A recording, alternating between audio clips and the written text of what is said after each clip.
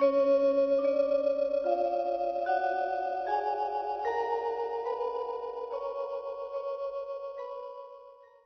สวัสดีครับ FC มองนี่เป็นที่อันงวดหน้าเคยไปนั่งอยู่น้ำปูตาก็ได้นั่งตะเคียนเนาะแม่นบ่นั่งอยู่กับมองต่อตะเคียนมองที่เพิ่นเรามีประวัติไอ้ที่ออกข่าวนั่นล่ะที่ว่าตาบ่บอกเพิ่นเด้ตกน้ำอยู่ที่พ่อเฒ่านะมาบอกที่อำเภอรัตนาเนาะครับนี่เราออกจากจุดนี้เราไปเนี่ยครับผมเดี๋ยวให้ FC ได้เบิ่งกันดีดีถวายเพิ่นมื้อนี้ผมมาไกลครับมาไกลถวายแม่เพิ่นมาลงเบิ่งเพิ่นก็ติดต่อไปจากบ้านมาพี่ก็100 กว่าโลอยู่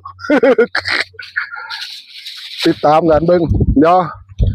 นี่หมู่เพิ่นอยู่นำเพิ่นก็ฮู้จักเพิ่นอันนี้เดี๋ยวมื้อนี้ผมสิอัญเชิญเบิ่งเราสิขอเบิ่ง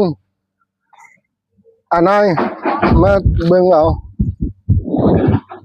เดี๋ยวสิพาแม่เพิ่นทำพิธีขอขมาเพิ่น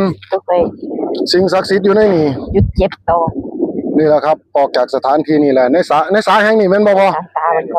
นี่ที่ต่อมันเหลือซ้ำนี่ติอยู่ทางใต้ก็มีแสดงว่าเอาขึ้นมาทั้งเบิดน้อยนี่เนาะแสดงว่าขอนึงอยู่นี่เนาะเอาเดี๋ยวเบิดบ่เบิดกับมื้อนี้ล่ะเดี๋ยวก็ฮู้ดอกนำแม่เพิ่นน่ะเอาเก่าคือดอก7เดี๋ยวสิให้แม่เพิ่นนั่งเบิ่งให้ดีๆเดี๋ยวผมสิอันนี้ให้มันค่อยจำไปเลยต้องคนตามตรงน้ำคือกันเอาให้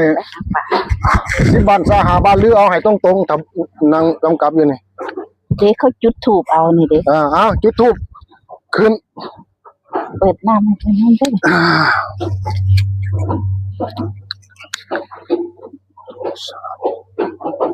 อาจจะมีเสียงรบกวนเนาะเสียงรถเนาะธรรมดาคือให้เพิ่นหยุดก่อนไปหยังถ้าหยุดได้ก็ดีแล้วบอกเขาหยุดได้ว่าจังชุได้บอกบอกเพิ่นหยุดได้ก็หยุดเพราะว่ามันไปบอกเขาหยุดไม่โคจะเข้านึงป่ะสัก30 นาทีจ้ะ30 นาทีบ่โดนดอกแป๊บเดียวฮะแม่นแป๊บเดียวหยุดได้ปิดเครื่องแป๊บเดียวหยุดขอหลอกขอเพิ่นก่อนคือบ่ถึงเลยวะถึงแล้วเนาะถึงเสียงเครื่องเขาอยากได้คือกันแม่โคนั่นบอกเขาอยากได้บอกให้เขาหยุดเขาหยุดแน่ว่าซั่นหยุดก่อนจักหน่อยพักเครื่องแน่ว่าซั่นบ่ได้เด้อยากได้คือกันก็ต้องช่วยเหลือถ้าอยากได้ก็ต้องเฮ็ดFCทั่วประเทศเร่งมาอยู่ข่อยพี่ผู้ละ100ผู้ละ50พวกค่าน้ำมันอาจารย์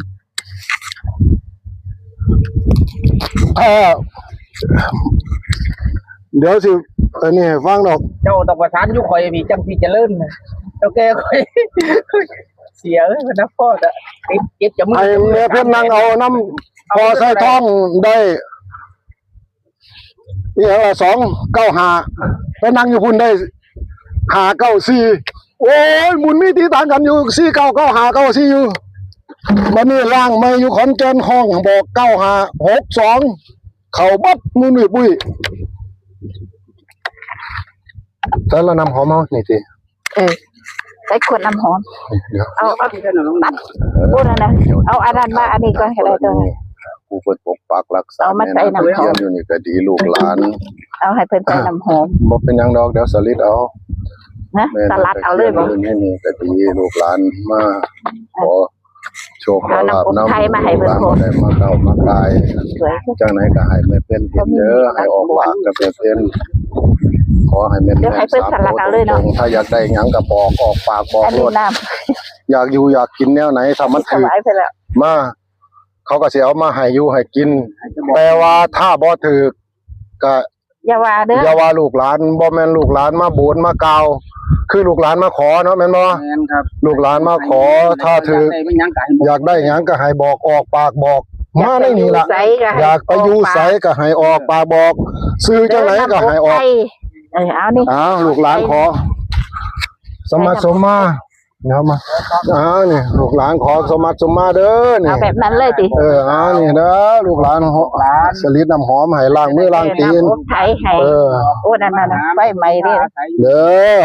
มาเพิ่นพาใส่ลูกหลานอยู่นี่บ่ฮู้บ่เห็นบ่ได้มาลบบ่ได้มาลบลู่แต่เขาขี่เขาโยลงไปนี่ก็บ่ฮู้เรื่องฮู้ราวก็อย่าไปถือโทษโกรธเคืองเขา บ่ฮู้ว่า ว่าเจ้าอยากอยู่นี่อยากได้บ้านที่นี่ก็ให้บอกกล่าวมา ให้บอกดาว บ้านงามๆไหน บอก ถ้าอยากได้หยังก็ให้บอก ให้ฮู้ให้แจ้งให้เห็น เอามานี่นะเสียอัญเชิญขึ้นมาให้สาธุปริทวานามิตังสมิตาปทันตาอาหิชิตากิตาปริตังหนันตุสักเคกามิจารุเปสิลิสิขารตเตจันตาริเควิมานีเวลาเทจักรรมตรุวนาคหานิจวัติเจเตโอมาจยันตุเทวชราธลาวิสมิยาคาคัมมันธนาคาอิทันตาสันติเกยังมุนิวลาจนังสาทาวเมสุนันตุธรรมสวนาคารวายมทันตาธรรมสวนาคารวายมทันตาธรรมสวนาคารวายมทันตาสาธุนะโมตัสสะภะคะวะโตอะระหะโตสัมมาสัมพุทธัสสะนะโมตัสสะภะคะวะโตอะระหะโตสัมมาสัมพุทธัสสะนะโมตัสสะภะคะวะโตอะระหะโตสัมมาสัมพุทธัสสะสาธุวันติตวะอาจาริยังอุปาทาราชาหิสัพพะธัมมาปสิทธิเมสัพพันตรายังวินาจันติสัพพสิทธิภวันตุเมหิกขันติยังกโยทิสัพพะโมกขังอาจาริยังเอหิคานุภาเวนะเอหิธรรมานุภาเวนะเอหิสังฆานุภาเวนะนามาจิตวาอิสิสิกิโลกนาทังอนุตรังอิสิจัปปันธนังสตาหัมันทามิตังอิสิสิกิเวสมาอาอุอธิกมูลังตรีเทวานังมหาสตาภูมะมันตาอุสาวามหามันตังมาอาภูโลวะเจเยยังอังคาลาเสวราชิโนตรีเนอัคคลัญชาตานิปุนาโลมาปันนัญชัยเตนะโมพุทธายะสัตถุโน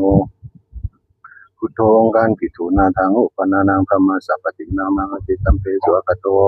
ปัจจปัตถุมังทิสวานะโมพุทธายะวันทานังสิโรมิพุทธาเทวันจานาลาเทภมะเทวตาหัตถยังนรยาคันเทวาสัพพะธรรมาปฏิทิเนพุทธังวันทิตวาข้าพเจ้าไว้ถึงพระพุทธคุณนางธรรมังวันทิตวาข้าพเจ้าไว้ถึงพระธรรมคุณนางสังฆังวันทิตวาข้าพเจ้าไว้ถึงพระสังฆคุณนางวันหนึ่งข้าพเจ้าขออาราธนาคุณพระพุทธเจ้าคุณพระธรรมเจ้าคุณพระสังฆเจ้าอีกทั้งคุณบิดามารดาคุณอุปชาครูอาจารย์คุณพระฤาษีนรกคุณพระฤาษีนาลายคุณพระฤาษีปรายโกคุณพระฤาษีตวคุณพระฤาษีปัปไฟคุณพระฤาษีกัลปะคุณพระฤาษีไตรภพคุณพระฤาษีลักษณะของคนดังพระเวชรูปและนางสิทธิปิยาอีกทั้งพระธรณีนางพระของข้าพระเพื่อนพระฝ่ายไปสวรรค์ผู้เป็นเจ้าฟ้าเถิดมาประสิทธิ์พระพรเทศแก่ข้าพเจ้าขอเชิญเทพยาดาทั้งหลายโจทย์ขึ้นพระทวีโดนพระฤาษีทั้งหลายแต่ตนบันดาลโดยสัพพะสิทธิวิทยาพระครูพระแบบสอนพระพรคำมาสิแก่ข้าพเจ้าในกาลบัดนี้เถิดอีกโสภควาข้าพเจ้าขอเชิญพระสัมมาสัมพุทธเจ้ามาขออัญเชิญพระพรหมเสด็จมาอยู่เบื้องบนขออัญเชิญพระนารายณ์เสด็จมาอยู่เบื้องบนขออัญเชิญพระมิตรองค์ข้าเสด็จมาเป็นน้ำลายขออัญเชิญพระปลายเสด็จมาเป็นลมบาขออัญเชิญพญานาคเสด็จมาเป็นสอยสมานขออัญเชิญพระกายเสด็จมาเป็นดวงใจข้าพเจ้าจะทำการสิ่งใดเมื่อใดคุ้มใดลอยใดจะได้มีค่าจะได้ประมาทพลาดพลั้งก่อนเกิดพุทธแก่คนนางพระฤาษีทั้งหลายแปดตนเดชะครูบาที่ยันเลิศลังครูดุจธรรมช่วยอวยพรในเกียรติข้าพเจ้ามาปฏิธรรมังปฏิมังศีลทางปฏิมหาวาสี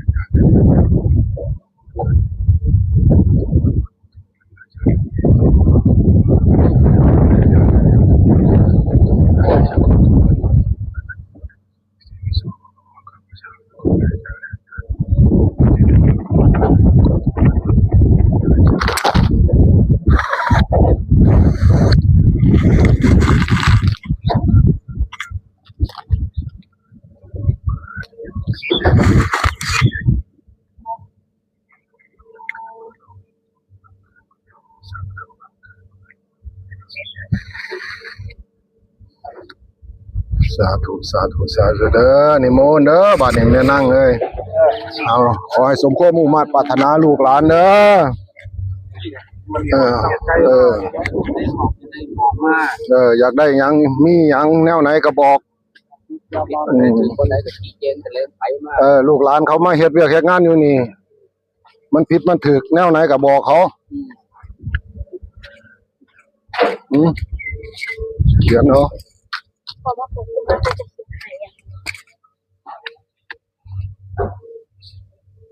มันเป็นอย่างดอกมันเป็นอย่างดอก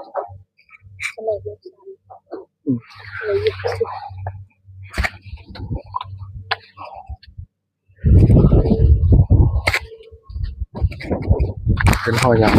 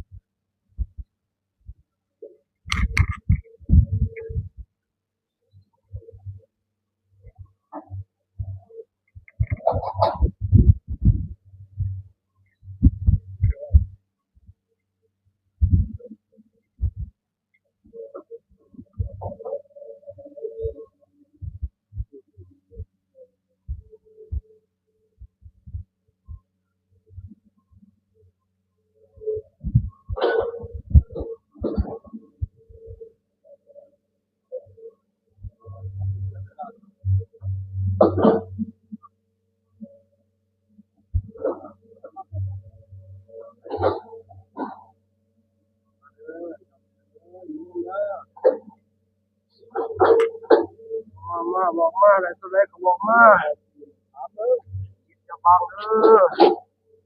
ตามโตตรงๆเด็กชายตามโตนรางวัลที่หนึ่งตรวจวันที่16กรกฎาคมนี่แหละ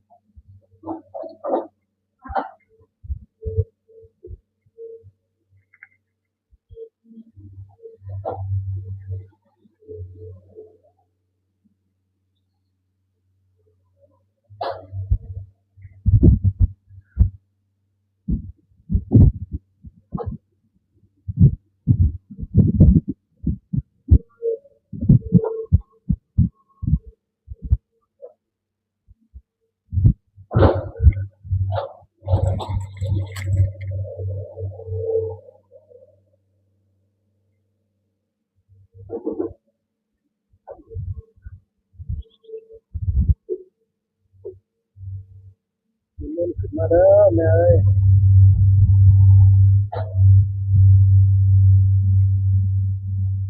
เท่าไหนเกลียดเท่าไหนต้องจัง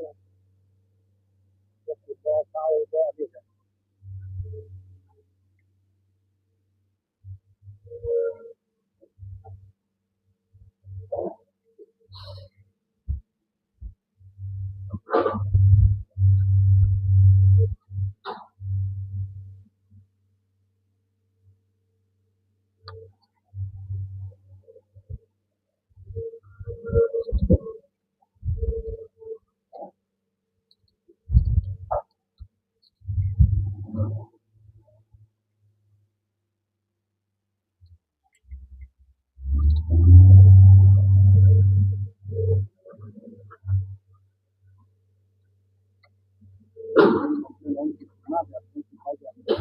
เขาอันที่ว่า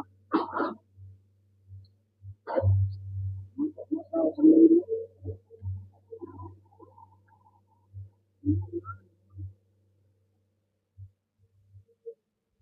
ต้องคืนเสียงมือโคตรเขาไม่ต้องคืนเสียงเขาหรอกเขาต้องไม่ยอมเขามาเท่าแม่เอ้ยขึ้นมาดื้อเขาไปงานเขาคุณนกเพราะว่าที่บ้านงานตาบ้านนี่หรือว่าจะเป็นภาพมีโคตรตูนสวยได้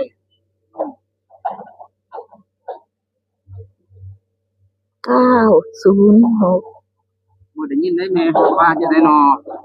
ฟังเราคักๆเราดังๆมึงน่ะคนโอ้ยมึงอยู่นี่โดนละตี อยู่โดนแล้ว อยู่โดนแล้ว ดังๆเด้อ อยากคืนแล้ว อยากขึ้นมาสิไปอยู่ว่างไหนบาดนี่บอกเขาเบิ่งอยากอยู่ไส อยากอยู่บันไดบอก อยากอยู่วัดหรืออยากอยู่เขตนี้ อยู่วัด อยากอยู่วัดอยากอยู่วัดเหรอเฮ็ดจังได๋เขาสิได้มีทุนมีฮ้อนบอก ขอขอตัวบาดนี้ตัวไหนเนาะให้โชคให้หมานเบิ่ง จะได้ไปอยู่วัดอยู่ว่า 960 960 2ตัวเด้อ 06 06 2ตัว06อยากได้หยังอีกแน่ อ บั ยา ด กได้ นี้ หยังบ่อยากจะขึ้นอย่างเดียว อยากขึ้นอย่าง อยาก เดีย ขึ้ วน อย่างเดียว แม่ซื้อหยัง แม่มณีทอง แม่มณีเจ้าแม่มณีทอง เจ้าแม่มณีอะไรแม่ตะเคียน ไป มณี อยู่วัดใดนี่ไปอยู่วัดพ่อใหญ่โพบ้านอ้อมแก้วบ่ที่ไปอยู่วัดใด แล้วแต่แต่แต่เอาให้ตาเขาวัด เออ พ่อใหญ่โพเลยอยู่บ้านอ้อมแก้ว ให้ตาเขาวัด อยู่นี่เฮิงแล้วบ่ อยู่นี่ อยู่โดนละตี อยู่พันปี อยู่มาเป็นพันปีแล้วอยู่หลายคนบ่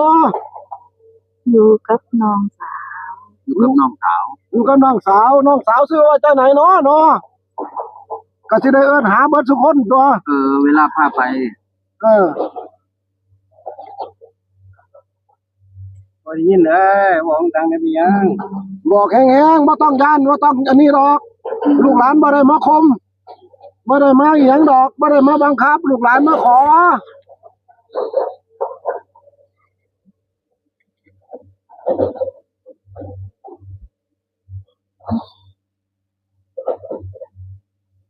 เป็นจังไหนเรื่องเทั้งสิห้องสิให้เถอะ ดีใจ ดีใจ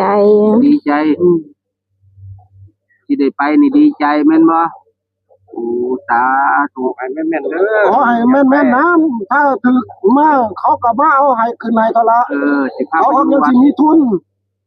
อย่าลืมว่าทั้งจ้างรถจ้างอันนั้นจ้างอันนี้เด้อเมืองมนุษย์สโลกต้องใช้ปัจจัยอย่างเดียวเด้อถ้าบ่มีปัจจัยเขาก็ไปบ่รอดเด้อเนาะแม่นบ่ล่ะ แม่นครับสิพาไปอยู่วัดอยู่ว่าพุ่นแหล้วคันแม่ให้คักปานนั้น สิเฮ็ดศาลเนี่ยอยู่อย่าง ขบวนแห่แหนไปบุญล่ะ จ้างรถแห่พุ่นแล้วแห่ไปแห่ไป เอามา3ตัวตรงๆนี่จ้างรถแห่แหนไปบุญล่ะแล้วตัวเขาเด้อเอามานี่ขอล่างให้เมียเพิ่นนะ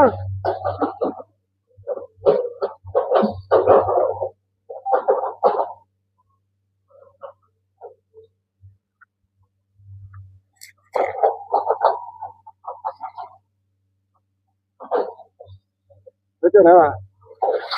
เป็นจังไดยาย เมื่อย เห็นเพิ่นบ่เพิ่นว่าจังไดนะ เป็นอยู่เพิ่นสองพี่น้องเพิ่น อยู่สองพี่น้องอยู่นี่อยู่บ่อยู่ เพิ่นอยากขึ้นเลยนะเพิ่นอยากขึ้นไปอยู่วัด อยากขึ้นอยู่วัด มีสองพี่น้องคนดีสองสาวนั่งอยู่นี่แหละไปเอาสิมันเป็นเทพเนาะมันเป็นเทพนะ เป็นเทพ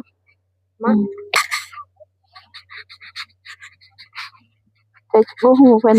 แล้วแต่สิเอาไปอยู่วัดใดเพราะว่าเพิ่นอยากขึ้น เดี๋ยวคืน ไปอยู่วัดไหนก็ได้ไปวัดหลวงพ่อเอกเลยไปวัดพญาปู่เลย ที่สังมังกราวาจารย์ เอาไปเอา พี่หนู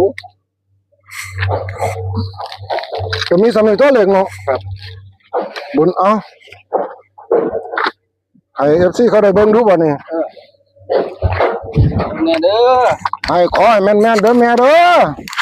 ไม่ชูเลขแล้ว ไปเบิ่งเอายกขึ้นเบิ่งดูสิซูมให้เพิ่นเบิ่ง960 06 69ก็ถือว่าสวยงามอยู่เด้อเนาะ สวยงาม สวยงามอยู่เลขอันนี้ สวยงามตามทองเรื่องบักย่าง สวยงามอยู่บ่เป็นหยังดอก ที่ได้ไปอยู่วัดแล้ว ครับนี่ล่ะบัดนี้นี่ล่ะสิได้เอาขึ้นนี่ล่ะเอาขึ้นไปอยู่วัดอยู่ว่านี่ล่ะบัดนี้นี่ FC เอ้ยเบิ่งเอานี่เป็นจังซี่ล่ะนี่ มันบ่ได้